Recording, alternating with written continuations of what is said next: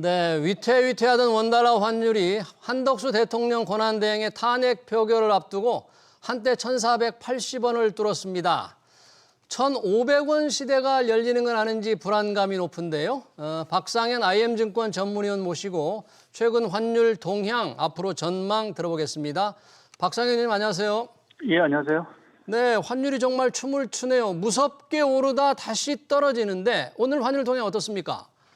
예, 말씀하신 대로 장중에 1,486원까지 급등했던 환율은 정오를 지나면서 좀 안정을 좀 찾고 있는 상황들이고요. 지금은 1,467원대로 조금 전월 대비 한 2원 정도 상승한 상황들입니다. 아무래도 정의경의 정부 당국의 좀 외환시장 개입이 조금 있지 않을까라는 좀 추정이 있고요. 뭐 그 후에 조금은 좀 환율이 안정을 좀 찾고 있는 것 같습니다. 네, 오전장만 해도 야 이러다 1,470원, 80원, 1,500원 가는 게 아니야? 이런 불안감이 있었는데 한덕수 대행의 탄핵 표결이 이렇게 외환시장의 불안감을 키우는 겁니까?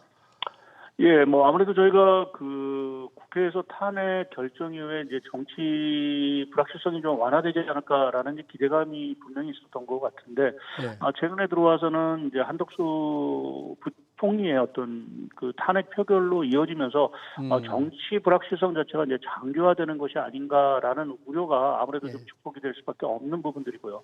그것이 국내 경제 정책의 어떤 공백이라든지 또 국가 신인도 하락으로도 이어질 수 있다라는 우려감, 이러한 것들이 증폭이 되면서 원화 환율 자체, 원달러 환율 자체가 조금 급등하는 양상을 좀 보이고 있는 것 같습니다. 네, 원달러 환율이 1,480원을 깬 다음에 다시 지금 또 급격하게 하락하는 걸 보니까 정부가 뭔가 외환시장에 지금 들어간 것 같아요. 달러를 풀어서 방어를 하는 것 같은데 그런 움직임이 확실히 있는 거죠? 뭐 저희가 정확하게 뭐 판단하기는 어려워도 환율이 갑자기 이렇게 하락을 하는 거로 봐서는 정부의 좀 스무딩 오퍼레이션, 그러니까 뭐 아무래도 환율의 변동성 자체를 조금은 이제 좀 축소시키기 위한 정부의 좀 직접적인 외환시장 개입이 있지 않나라는 좀 생각을 좀 하고 있고요. 네. 근데 이러한 정부의 스무딩 오퍼레이션에도 불구하고 뭐 원달러 환율이 당분간 안정을 좀 찾기는 좀 쉽지 않은, 말씀드린 대로 정치 불확실성 자체가 해소가 되지 못한다라고 하면 예. 지속적으로 외국인 자금의 추가 이탈이라든지 뭐 이러한 또 외국인 외국인들이 한국을 바라보는 시각 자체가 결코 개선되지 못한다라는 측면에서 보게 되면 외환시장의 조금 변동성 장세가 상당 기간 좀 이어질 수 있을 거로 좀 보고 있습니다. 네, 말씀하신 대로 외국인들의 자금 이탈이 우리나라의 정치적 불확실성 때문에 일어나고 있는데요. 최상목 경제부총리가 쏠림이 과도하면 단호하게 시장에 개입하겠다고 했지만 정치적 불확실성 외에도 지금 달러 자체가 미국 시장에서 강세를 지속하고 있지 않습니까? 어제도 뉴욕 시장에서 올랐는데 뭐 경제적인 영향, 실업수당 이런 고용 지표의 영향 때문에 지금 달러가 올랐다면서요? 예, 뭐 특히 이제 좀 12월 FOMC 회의 이후 미 연준의 통화정책 기조 자체가 다소는 좀 매파적으로 선회를 할 수 있다라는 우려 때문에 지금 미국의 국채 금리 자체가 상당 부분 빠른 속도로 올라왔고요. 지금 10년물 국채 금리 조금은 좀 하락을 했지만 대충 한 4.6% 선까지 올라오면서 아무래도 좀 달러 강세 심리에 달러 강세 심리를 좀 강화시키고 있는 부분으로 좀 봐야 될 것 같고요. 뭐 최근에 흐름을 보게 되면 지금 달러 강세로 인해서 좀 브라질 해화라든지 또 멕시코 페소와 또 인도 루피아 주요 이머징 국가들의 통화 자체도 상당 부분 좀 약세 흐름을 좀 보이고 있는 상황들입니다. 뭐 그러한 분위기 자체가 원화 환율에도 사실은 영향을 미치고 있고 또 말씀드린 대로 지금 국내 어떤 이러한 정치 불확실성, 정책 공백 자체라는 것이 지금 국내 경기의 추가 하방 리스크로 좀 작용할 수 있다. 그것은 결국 원화 가치 펀더멘탈 자체가 상당히 약화될 수 있다라는 기대감 자체가 계속 되면서 원달러 환율 자체가 계속 좀 상승 흐름을 좀 타고 있다라고 봐야 될 것 같습니다. 네, 말씀하신 대로 대내외 변수만 본다면 원달러 환율은 계속 오르는, 원화 가치가 떨어질 수밖에 없는 상황인데 우리 주변국 엔화라든지 중국 위안화를 비교해서도 우리 원화가 달러 대비 더 하락폭이 큰 것 같아요. 예, 말씀하신 대로 뭐 엔이나 위안화 가치 자체도 하락은 하고는 있지만 상대적으로 보게 되면 원화 가치 하락폭이 상대적으로 큰 상황들이고요.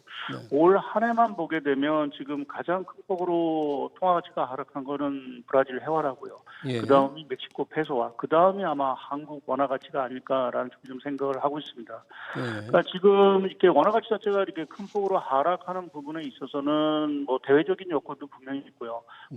이게 우리나라 대내적인 여건도 사실은 맞물리는 부분들이 있지 않을까 좀 생각을 하고 있습니다. 예. 특히 이제 12월 달 들어와서 이제 탄핵이 이제 전국이 시작이 되면서 우리나라 소비자 심리 지수가 12월 한 달 동안 전월 대비 한 12% 떨어졌고 또 기업 BSI라고 하죠. 기업 경기 실사 지수 자체도 전월 대비 6% 하락하는 등 국내 최강 경기 자체가 뭐 갈수록 악화되고 있다라는 부분에서 네. 결국 이러한 것들이 원화의 어떤 약세 심리 자체를 더 부추기고 있다라고 봐야 될 것 같습니다.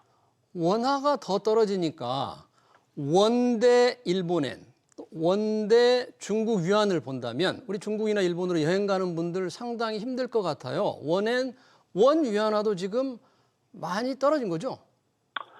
예, 뭐 많이 떨어지긴 했어도 사실은 원엔 환율 자체는 뭐 그렇게 크게 떨어진 크게 뭐 올랐다라고 오른 상황? 보더라고요. 예. 예.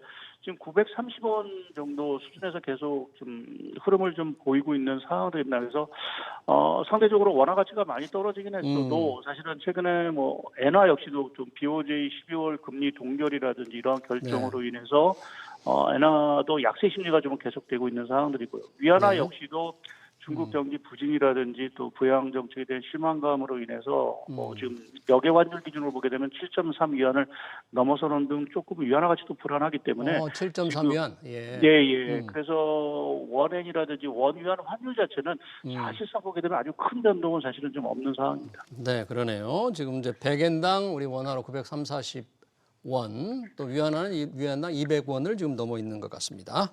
자, 달러화의 장기 흐름이 주목됩니다. 트럼프 행정부가 내년 1월 20일 출범하면 트럼프 대통령은 국내 미국 기업을 위해서 달러 약세를 원할 수도 있을 텐데 반면에 본인이 예고한 정책들, 관세 전쟁, 또 불법 이민자 추방이 이루어진다면 물가 상승 때문에 달러 강세가 이어질 거다.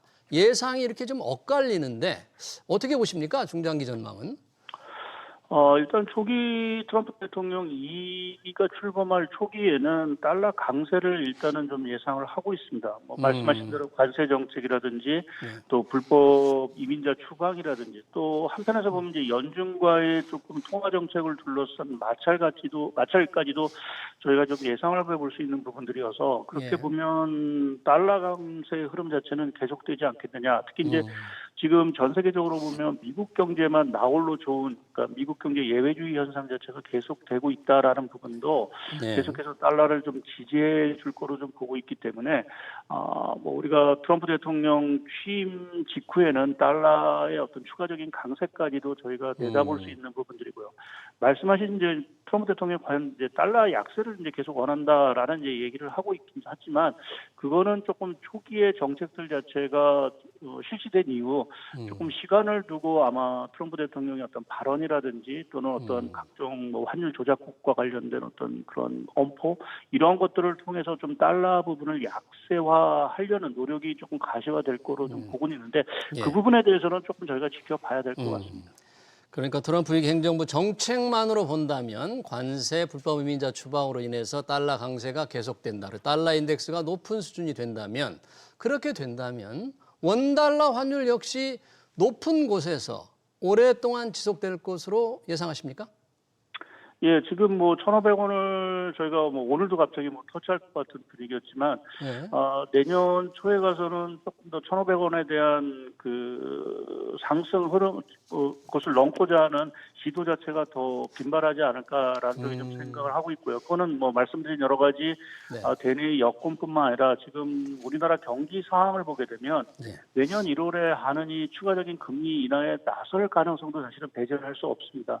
거기에 지금 경기 부양 차원에서 뭐 추경 이러한 것들이 추진된다라고 하면 당연히 국내 재정 수지 적자 이런 것들이 악화될 수 있는 부분 자체는 원화에는 당연히 약세 부담으로 작용할 수밖에 없고요. 네. 이제 이러한 것들이 전반적으로는 1,500원대 환율을 연초에 사실은 좀 돌파하려는 시도로 작용을 할 거로 보고 있고 원달러 환율 자체가 조금 안정을 찾기 위해서는 아무래도 이제 트럼프 정책에 대한 불확실성이 어느 정도 해소가 되거나 국내 정치 일정 자체가 확실히 좀 드러나야 좀 원달러 환율이 좀 추세적인 하락적으로 좀 돌아서지 않을까. 그래서 당분간은 1,400 뭐 중후반대 환율 흐름이 뭐 당분간은 지속이 된다라고 봐야 될 것 같습니다. 네, 내년에 1,500원대 돌파 시도가 더 많이 있을 것 같은 걱정.